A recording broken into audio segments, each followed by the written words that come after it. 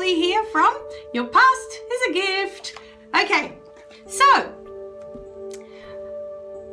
the message I want to give you in this video is the following. So we've talked about not being good enough, okay? And so you kind of feel that you're inferior to others. And this is what happened to me in my first relationship, my first romantic relationship, that I felt inferior to my partner in every way. It wasn't his fault. He didn't say or do anything to make me feel that way. It was just how I measured up, how I measured myself, you know, compared to him. So I felt inferior. Now, today I wanted to talk, and that's an easy one to understand, okay, that we feel inferior because we feel we're not good enough to be with this person. But today I want to talk about the opposite, because a lot of people get confused. And I found this one a really hard one for a long time. What happens when people are superior to you and they treat you like you're beneath them? So what do you think about that? You know? All right, so my thoughts on this now, okay, that I've been through this process and I get it. Okay, the people that behave that way, that they're superior to you and you're beneath them, are no different to the people who decide that they're inferior. Okay? Now I want you to really think about that. Sit with it. Sit with it for a minute, because I can see you going, what is she talking about now? Wait. Okay, so the people that think they're better than you are the same as the people that think they're not as good as you. There's the same issue going on. This is what I'm talking about. The same issue. Oh, wait. Okay, before you fly off. Okay, fly off the rails and decide, well, no, she's crazy today. No, really think about it.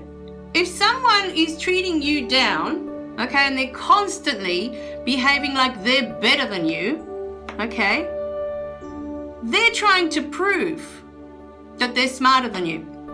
They're trying to prove in some way that they're better than you. Usually it's to do with being smarter. Most people think they're superior that way, okay? Like sometimes it could be doctors and lawyers. I've seen doctors treat my mum, and some of them are just really, you know, you think to yourself, you have a job because we're here is what I think of, you know, but they still seem, especially, you know, sometimes in overseas countries, poor third world countries, you know, the doctors just, or the dentists, or whoever has a degree, they kind of treat others like they're below, you know, they're inferior to you. And my thinking is always, well, you wouldn't have a job if I wasn't here, you know.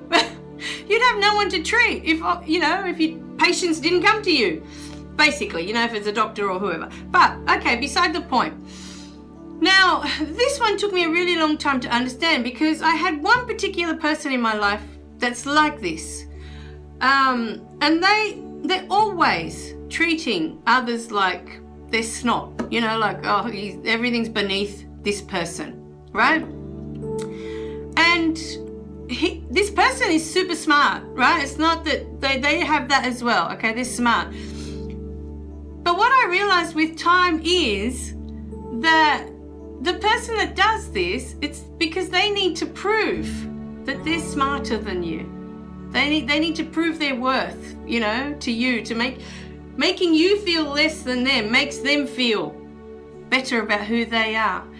But the truth is, and here's the thing, when you know who you are, you don't need to prove that you're smarter.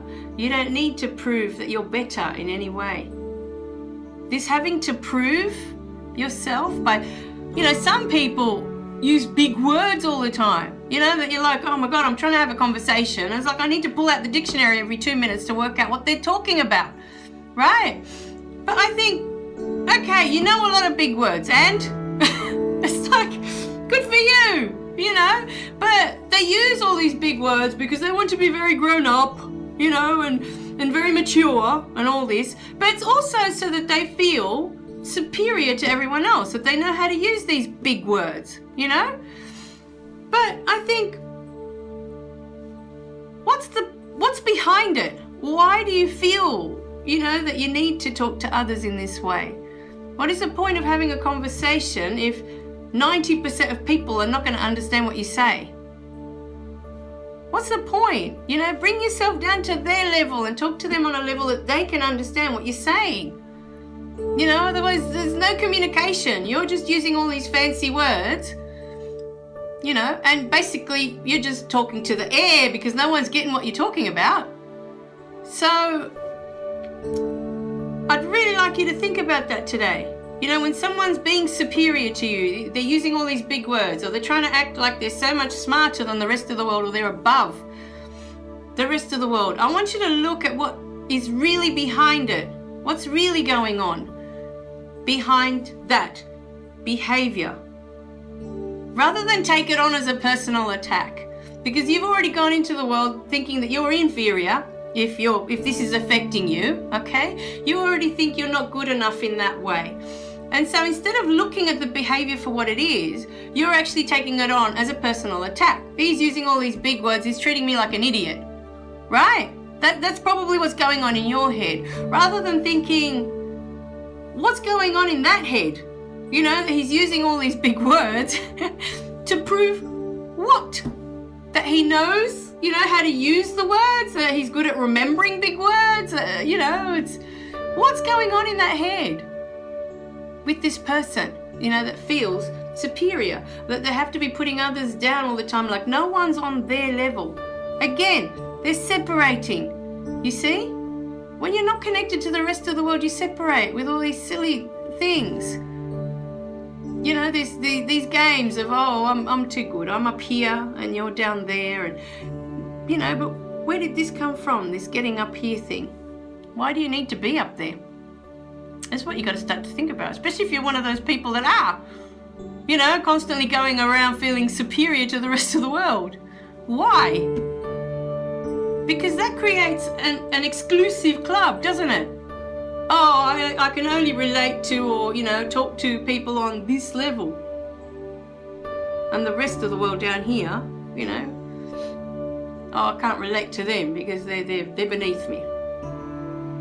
Really? Really?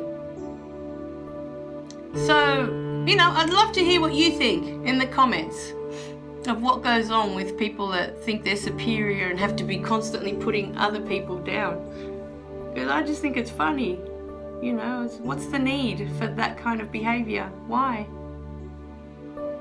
And somewhere along the line, they were made to feel that they were inferior, and so they get this complex, this overachievement, that they have to get on top and they have to prove that they're better than others. But it comes from somewhere before where they were made to not feel good enough.